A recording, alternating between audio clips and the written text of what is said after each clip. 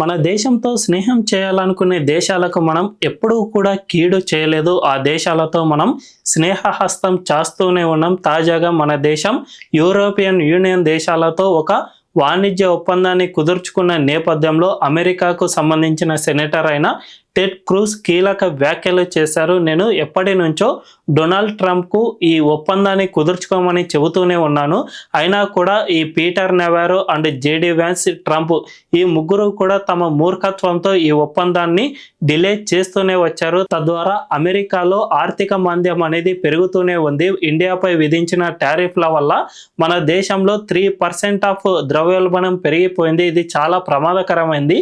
దీన్ని వెంటనే నిలిపివేయాలి అంటే భారత్తో మీరు స్నేహాన్ని ఏర్పాటు చేసుకోవాలని చెప్పినా కూడా ట్రంప్ వినడం లేదు అని టెడ్ క్రూజ్ కీలక వ్యాఖ్యలు చేశారు. మరి ఈ వ్యాఖ్యల పట్ల మీ అభిప్రాయం ఏంటో కామెంట్ల రూపంలో తెలియజేయండి.